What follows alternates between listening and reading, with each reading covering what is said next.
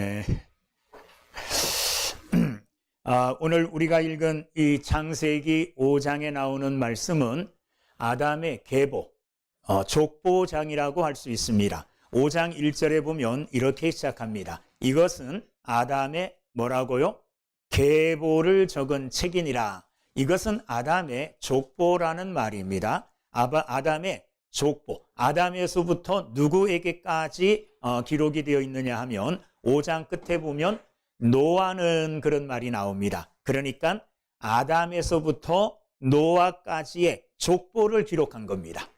족보를 기록했는데 그 기록함에 있어서 계속 반복되는 말이 나옵니다. 세 가지 말이 나오는데 하나는 낳았으며 또 하나는 살고, 낳았다, 살았더라, 그 다음에 죽었더라.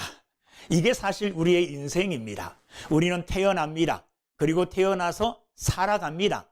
그리고 마지막은 죽습니다. 이게 우리 인생을 대변하는, 우리 인생을 말하는 대표적인 말이 아닌가 그런 생각이 드는데, 창세기 5장 말씀은 이게 계속 반복돼요. 낳았더라, 낳았으며 살고 그리고 죽었더라. 그리고 또 낳았으며 또 살고 죽었더라. 이게 계속 반복돼요. 그런데 이게 계속 반복되는 가운데 오늘 우리가 읽은 본문 24절에는 이게 좀 바뀝니다. 보통 낳았더라, 살았더라, 죽었더라 그래야 되는데 노아에 관하여는 어떻게 얘기하느냐 하면 낳았고, 21절에 보면 에녹은 65세에 무두셀라를 낳았고, 에녹이 이제 낳는 아들을 낳는 일을 합니다. 그리고 살았더라, 23절에 보면 그는 365세를 뭐 했더라? 살았더라. 그러면 그 위에 나오는 사람들, 그 다음에 나오는 사람들처럼 한다면 그 다음에 뭐가 나와야 됩니까? 죽었더라가 나와야 되죠.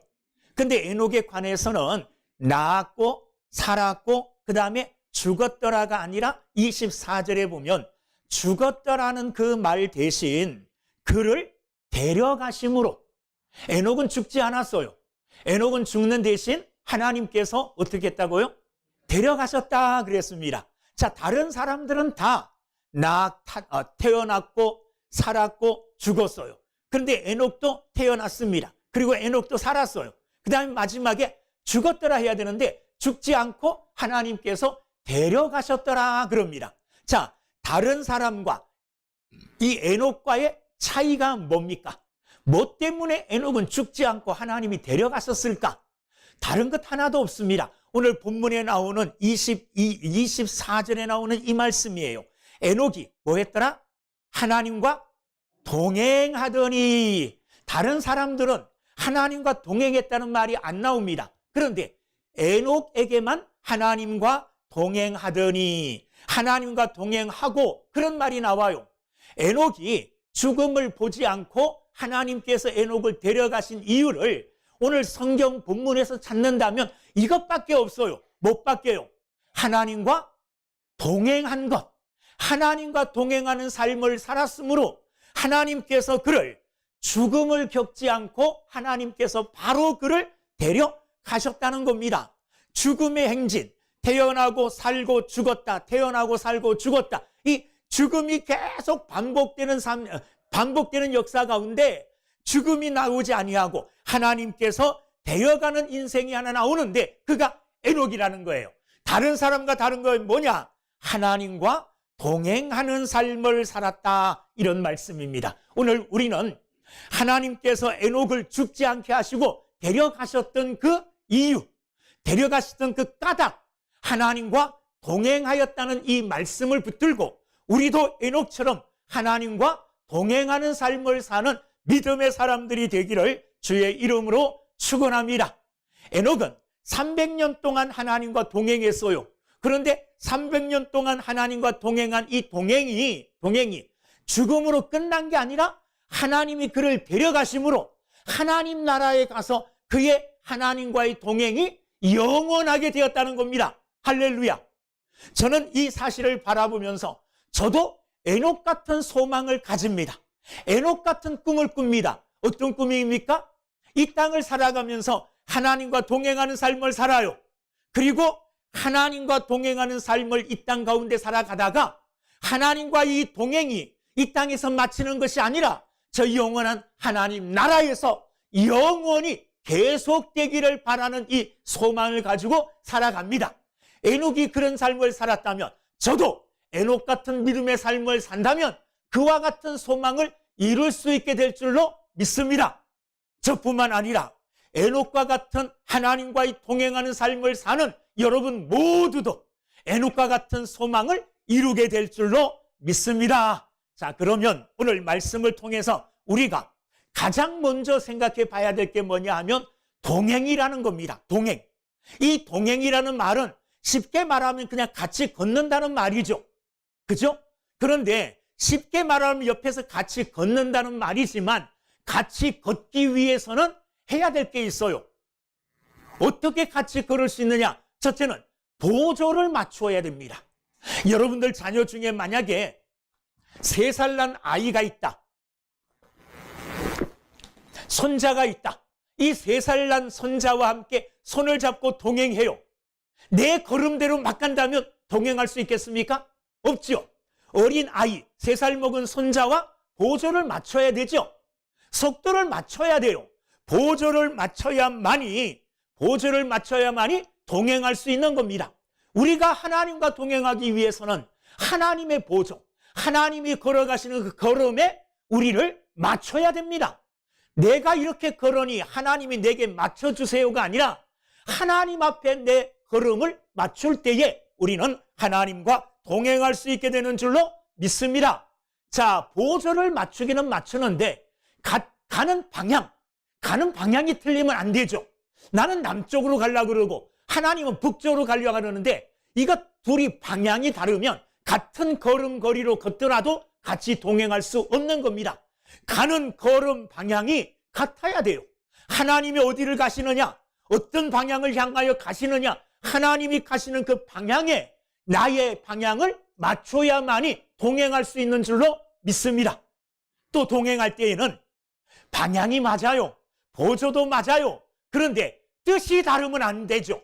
나는 이런 목적을 가지고 이 길을 걸어가는데 하나님은 이런 목적을 가지고 이런 뜻을 가지고 그 길을 걸어간다면 나는 하나님의 뜻에 맞추어 함께 걸어갈 때 동행한다고 할 수 있는 겁니다. 여러분, 여러분의 삶은 지금 하나님과 동행하고 있습니까? 하나님의 걸음에 내가 맞추고 있는가? 하나님이 가시는 그 방향에 내가 방향을 맞추어 같은 방향을 향하여 나아가는가?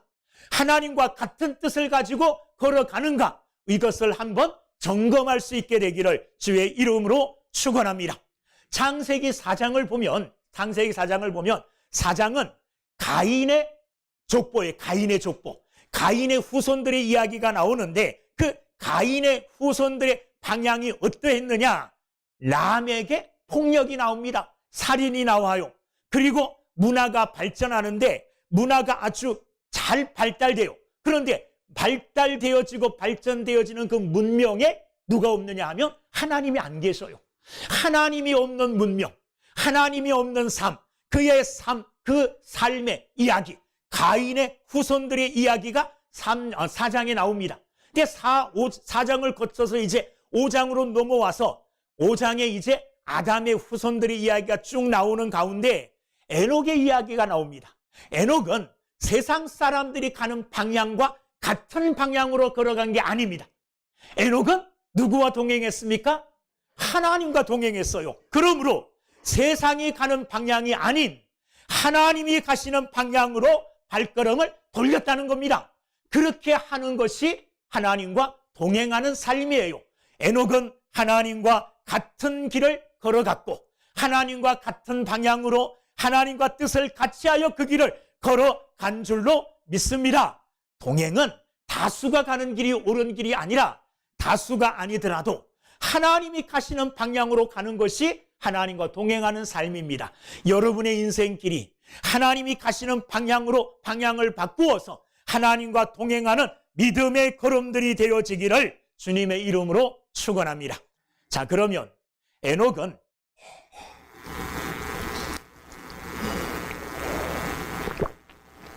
언제부터 하나님과 동행하는 삶을 살았을까? 언제부터일까요?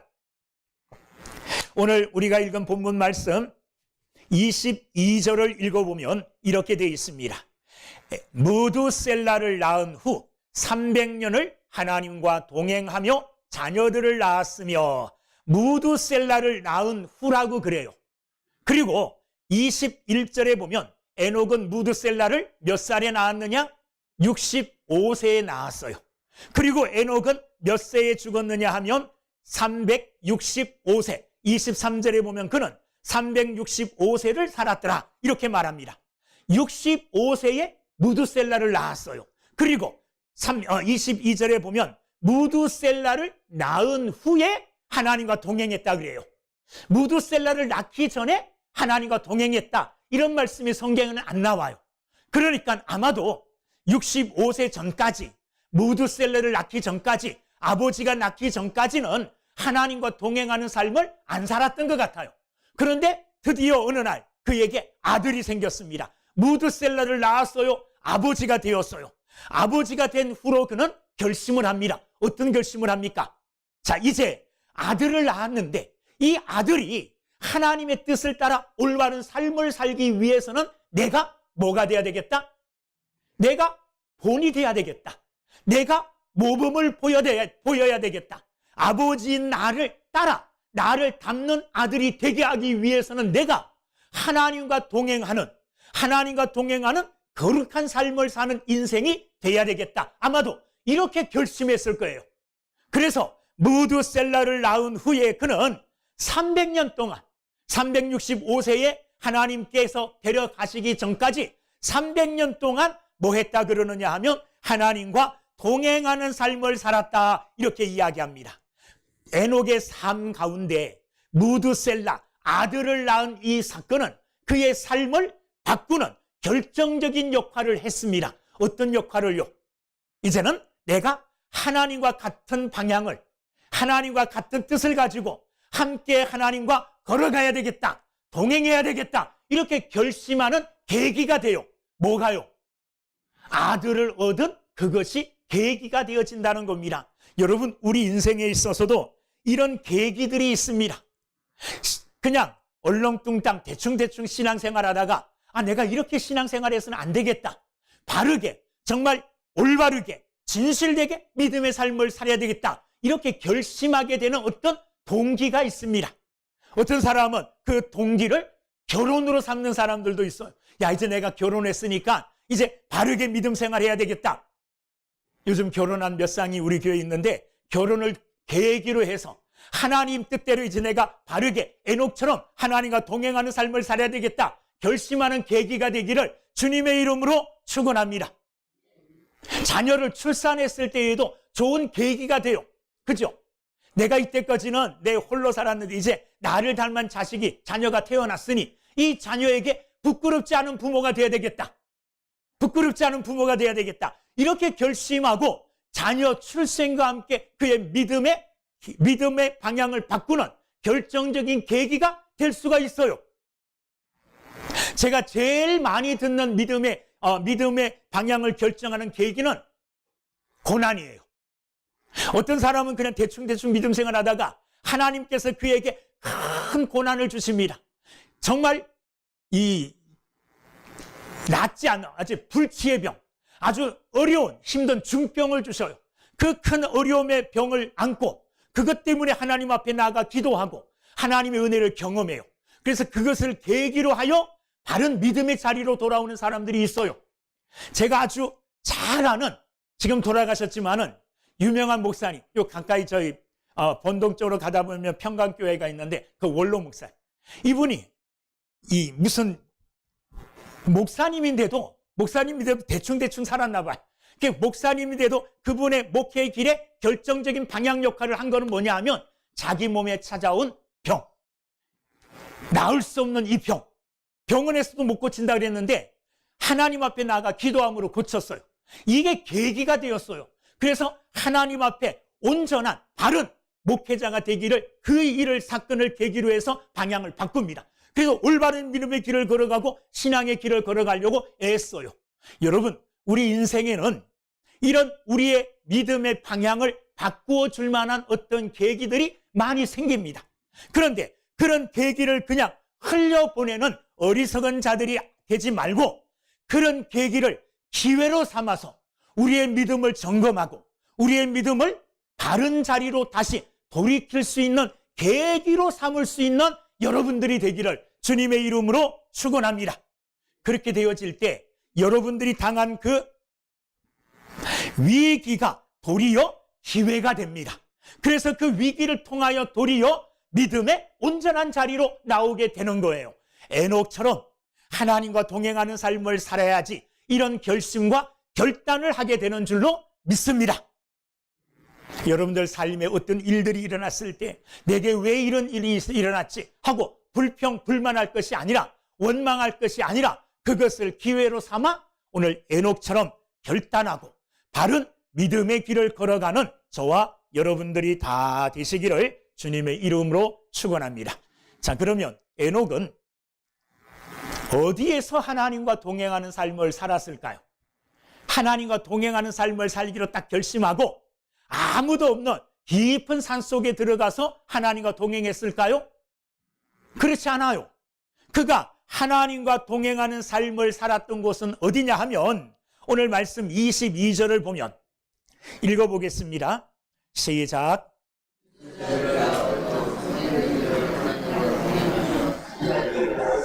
자, 300년 동안 하나님과 동행하며 뭐 했다 그랬습니까? 자녀를 낳았대요. 자녀는 어디에서 낳는 겁니까? 집에서 낳는 거잖아요. 아내와 함께 부부 생활을 하고 자녀들이 있고 그 가정 안에서 하나님과 동행하는 삶을 살았어요. 300년 동안 자녀들을 낳고 가정에서 자녀들을 돌보며 부부와 사랑의 관계를 맺으며 이렇게 가정 생활 속에서 뭐 했다는 겁니까? 하나님과 동행하는 삶을 살았다는 거예요. 하나님과 동행하는 삶을 살았던 그것을 우리가 알기 쉽게 경건한 삶을 살았다 이렇게 표현한다면 경건한 삶은 가정을 떠난 삶이 아니라 가정 안에서 이루어져야 돼요. 내가 경건한 삶을 살기 위해서 가정을 등한시하고 가정을 떠나고 내가 경건한 삶을 살기 위하여 직장을 떠나고 직장 생활에 소홀히 하고 이렇게 나는 경건한 삶을 살 거야. 이게 아니에요. 오늘 에녹이 보여준 경건한 삶, 에녹이 보여준 하나님과의 동행하는 삶은 그의 가정 안에서 이루어졌다는 것을 우리는 기억해야 될 줄로 믿습니다. 세월이 진짜로 어수선해지고 영적으로 어두워지면 활개치는 사람들이 누구냐 하면 시한부 종말론자들입니다. 그들은 언제 어느 때에 종말이 다가온다 그러면서 사람들을 유혹하고 현혹합니다. 그러면서 언제 종말이 다가오니까 그때까지 뭐 재산 가지고 있는 거 다 필요 없으니까 다 팔아서 갖다 바쳐라 뭐 이렇게 여러 가지 이상한 말로 우리를 현혹시킵니다. 예전에 그때도 그런 일이 있었어요. 그래서 사람들이 몇 월 며칠 날 뭐 10월 27일이었습니까? 9월 27일이었습니까? 무슨 종말론자가 딱 날짜를 정했잖아요. 그때 예수님이 재림하시니까 그때가 지나면 재산 무슨 소용이 있느냐? 다 팔아서 갖다 바쳐라. 그래서 재산 갖다 바치고 아무것도 안 하고 모여서 뭐만 했습니까? 예수님 오시기를 바라고 기도만 하고 앉아 있었어요. 근데 자기들이 생각했던 그 날짜에 예수님이 오시지 않았어요. 아무런 소용이 없었던 겁니다. 그들은 주장하기를 예수님이 오시니까 예수님이 오시면 모든 것이 다 소용없으니까 빨리빨리 정리해라 이건데 그런데 성경이 가리키는 것은 그것이 아닙니다. 내일 예수님이 오실지라도 오늘 뭐 해야 돼요? 오늘 내게 주어진 일에 최선을 다하는 거예요. 가정생활 해야 되고요. 직장생활 해야 되고요. 사회생활 해야 되고 사람들을 만나야 되고 교회생활 해야 되는 거예요. 이게 하나님이 우리에게 가르쳐 주시는 바른 건강한 믿음의 삶인 줄로 믿습니다. 하나님은 오늘 에녹처럼 우리가 하나님과 동행하고 경건한 삶을 살지라도 가정을 떠나기를 원하지 않아요. 직장을 떠나기를 원하지 않아요. 이 사회를 떠나기를 원하지 않아요. 하나님은 우리가 머무르는 가정 속에서 경건한 삶을 살고 하나님과 동행하기를 원하고 계신다는 것을 여러분이 믿으시기를 주님의 이름으로 축원합니다. 그래서 사도 바울은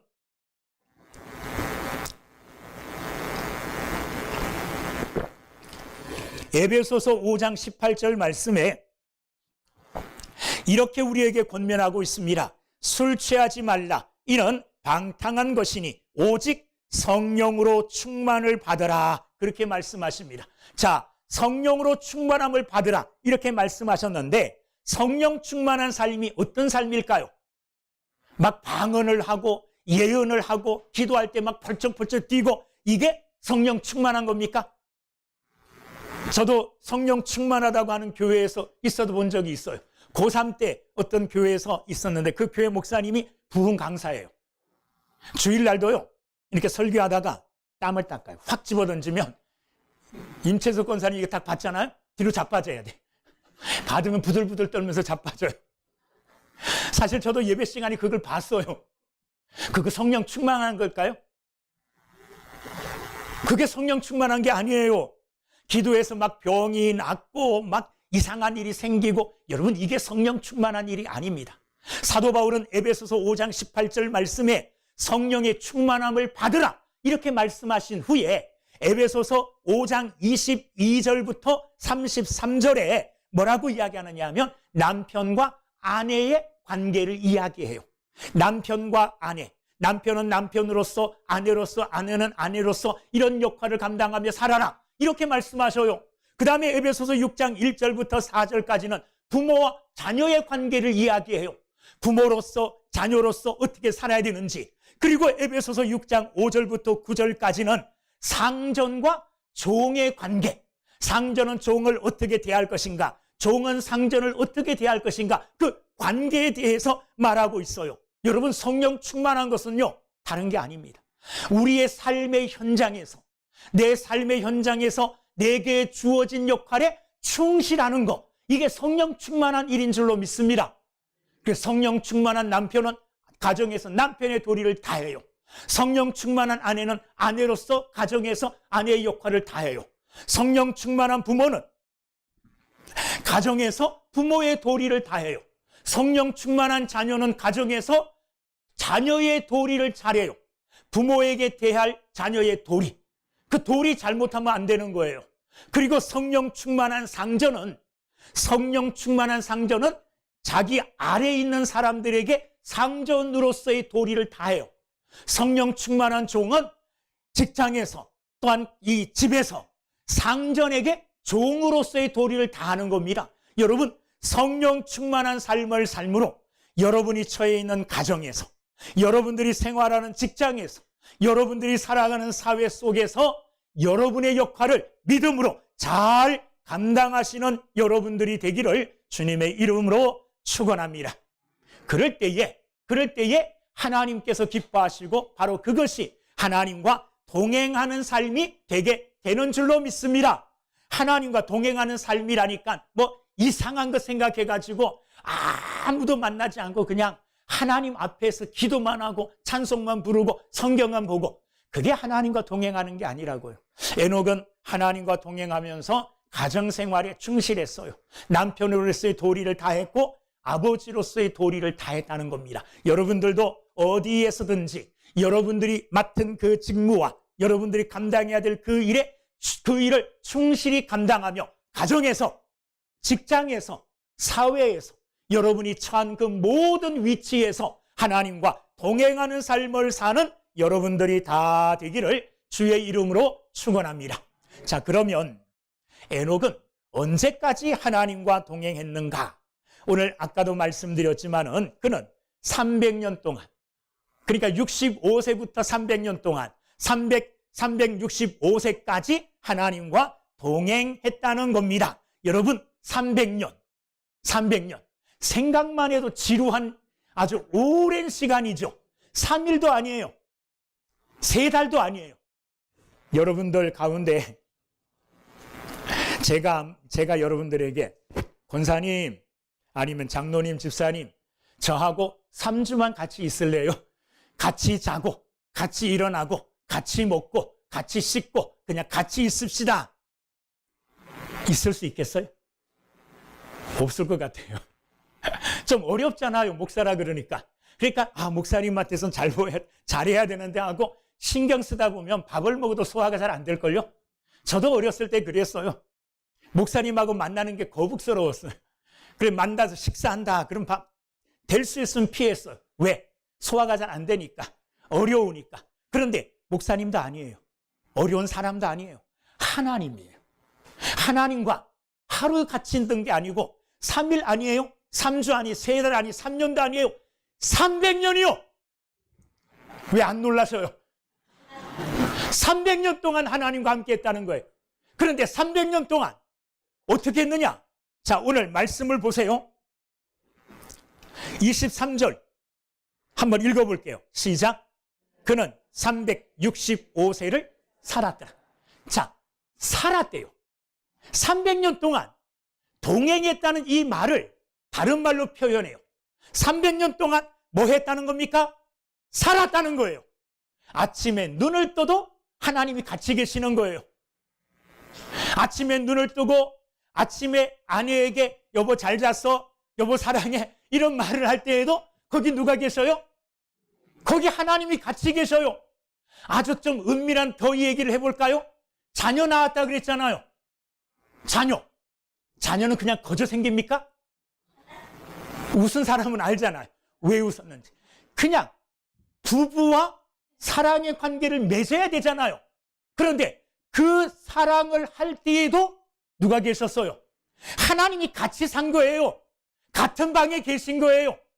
같은 자리에 계셨던 거예요. 하나님과 함께 동행한다는 것은 감정이 아니에요. 삶이에요. 삶. 살아가는 그 자체입니다. 그게 하나님과 동행하는 거예요. 하나님과 동행한다는 것은 기쁠 때에도, 화를 낼 때에도, 막 분노가 치솟을 때에도, 기분이 좋지 않을 때에도 함께 살아가는 거예요. 같이 있는 거예요. 동행하는 거예요. 이거 사실 어렵습니다. 그러나 에녹은 이 어려운 일을 얼마 동안? 300년 동안 했다는 거예요. 300년 동안. 여러분 같으면 300년 동안 하나님과 동행하라 그러면 하실 수 있겠어요? 하나님 나 못해요. 아마 손들 수도 있어요. 그런데 에녹은 그 일을 했어요. 그 일을 한 비결이 뭘까요? 뭔가 있었을 거 아니에요. 뭔가. 에녹이 300년 동안 지치지 않고 하나님을 지루해하지 않고 하나님을 어려워하지 않고 300년 동안 하나님과 함께 살았다. 그 삶의 비결이 어디에 있을까? 오늘 창세기 본문에는 잘 안 나타납니다. 그런데 히브리서 11장 5절에 이 에녹에 대해서 말씀하십니다. 자, 히브리서 11장 5절 한번 찾아서 읽어보죠. 찾아서 함께 읽어보겠습니다. 히브리서 11장 5절 다 그 말씀을 한번 찾아놔 주세요. 에녹이 300년 동안 하나님과 함께 살았던 비결 5절 시작. 믿음으로 에녹은 죽음을 보지 않고 옮겨졌으니 하나님이 그를 옮기심으로 다시 보이지 아니하였느니라. 그는 옮겨지기 전에 하나님을 기쁘시게 하는 자라 하는 증거를 받았느니라. 아멘. 그는 믿음으로 살았어요. 300년 동안 믿음을 갖고 하나님을 대했기 때문에 300년을 하루같이 산 줄로 믿습니다. 어떤 믿음일까요? 어떤 믿음? 11장 6절을 한번 읽어보겠습니다. 그 다음에 나오는 16장 히브리서 11장 6절 시작. 믿음이 없이는 하나님을 기쁘시게 하지 못하나니 하나님께 나아가는 자는 반드시 그가 되신 것과 또한 그가 자기를 찾는 자들에게 상 주시는 이심을 믿어야 할지니라. 아멘. 에녹은 어떤 믿음을 갖고 있었느냐? 에녹이 가지고 있는 그 믿음으로 하나님과 동행했는데 에녹이 가지고 있었던 믿음은 어떤 믿음이냐? 하나님이 반드시 계시는 것. 자, 우리는 하나님 앞에서 잘 살지를 못하고 하나님 없이 살아가는 여러 가지 이유 중에 하나는 하나님이 눈에 안 보이기 때문에 하나님이 여기 안 계신다 이렇게 생각하기 때문에 내 마음대로 하는 거예요. 죄를 짓는 거예요. 하나님이 기뻐하지 않는 일을 하는 거예요. 그런데 에녹은 하나님이 반드시 계시는 것, 지금 내가 인정을 안 하더라도, 내 눈에는 안 보이더라도 하나님이 여기 계셔요, 안 계셔요? 계신다는 것, 그것을 에녹은 믿었어요. 그러니까 내가 하나님과 동행할 수밖에 없는 거예요. 하나님과 함께 살 수밖에 없는 거예요. 왜? 내가 인정을 안 하고 내가 그것을 모르더라도 하나님이 여기 계시거든요. 이 믿음이 변함이 없으니까 에녹은 무엇을 하든지 어디를 가든지 하나님이 여기 계시는구나. 그러니까 하나님과 함께 살 수밖에 없는 거예요. 하나님과 함께 동행할 수밖에 없는 거예요. 또 하나 이 에녹의 믿음이 어떤 믿음이냐? 거기 뒤에 보면 그가 자기를 뭐 하는 자? 찾는 자들에게 상 주시는 이심을 믿어야 할지니라. 에녹은 믿었어요. 에녹은 하나님을 찾는 자, 하나님께 가까이 나아가는 자, 하나님 앞에 살아가는 자에게는 하나님께서 반드시 뭘 주신다고요? 상을 주시는 분임을 믿었어요. 그렇기 때문에 에녹은 300년 동안 하나님과 동행했지만은 그 동행함이 지루하지 않았어요. 그 동행함을 억지로 한 게 아니라 기쁨으로 했다는 거예요. 그 동행함을 통해서 하나님을 기쁘시게 해드릴 수 있었고, 하나님을 기쁘시게 해드리는 그것이 곧 내게는 상급이라는 것을 알았기 때문에 300년을 지루하지 않게 300년 동안을 기쁨으로 하나님과 동행할 수 있었던 줄로 믿습니다. 우리도 이 비밀을 깨달으면, 이 믿음이 있으면, 어떤 믿음이요? 하나님은 항상 나와 함께 하신다. 하나님은 내가 어디를 가든지 내 눈에 안 보이더라도, 내가 인정을 안 하더라도 하나님은 여기 계시는 것은 분명해요. 그걸 인정하는 믿음을 가지면 하나님과 동행한다는 것이 아무 꺼리낌이 없어져요. 아무 어려운 일이 아닌 게 되어져요. 만약에 저에게 특별한 능력이 있어서 여러분이 아무리 나를 떼어내도 내가 여러분들과 함께 할 수 있는 능력이 있다면 여러분 포기해야죠. 뭘 포기해요? 이거 목사님하고 따로 사는 거는 이거 불가능한 거구나. 그냥 살아야 되겠다. 인정할 수밖에 없죠. 하나님을 내가 아무리 멀리하고 내가 하나님과 떨어져서 하나님 없이 살려고 해도 그럴 수가 없어요. 왜? 하나님은 여기 계시기 때문에. 이걸 그냥 인정해버린 거예요. 여러분도 이 사실을 인정하시기를 주님의 이름으로 축원합니다. 인정할 뿐만 아니라 하나님을 그렇게 믿음으로 찾고 인정하는 사람들에게는 하나님이 좋은 것으로 상을 주시는 분이다. 이것을 또한 인정할 때에 하나님과 살아가는 것이, 하나님과 동행하는 것이 즐거운 일이 돼요. 하나님과 동행하는 것이 기쁜 일이 된다는 겁니다. 여러분, 이와 같은 비밀을 가지고, 믿음의 비밀을 가지고 에녹처럼 끝없이 지속적으로 영원히 하나님과 동행하는 삶을 사는 여러분들이 다 되기를 주의 이름으로 축원합니다. 에녹이 이렇게 하나님과 동행하는 삶을 산 결과가 뭐냐? 그 결과 하나님께서 그를 어떻게 했느냐? 24절에 아까도 읽었지만 다시 읽어보겠습니다. 시작. 에녹이 하나님과 동행하더니 하나님이 그를 데려가심으로 세상에 있지 아니하였더라. 이렇게 말합니다. 하나님께서 그를 뭐 했다고요? 데려가셨다. 이 데려가셨다는 이 말은 하나님이 친히 맞이해 주셨다 이 말이에요. 하나님께서 친히 맞이해 주셨다는 겁니다. 여러분, 하나님과의 동행의 마지막은 영원한 동행입니다.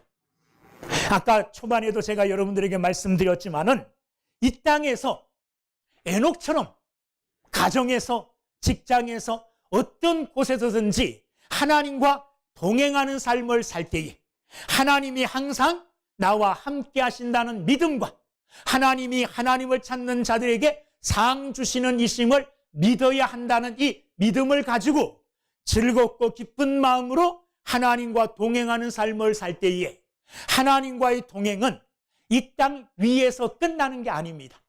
이 땅의 삶이 맞춰지는 날 하나님과의 동행은 저 영원한 나라에서 지속되어지고 영원히 함께하여 줄 줄로 믿습니다. 이 믿음 가지고 이 소망을 가지고 오늘도 살아가는 저와 여러분들이 다 되기를 주의 이름으로 축원합니다. 기도하겠습니다.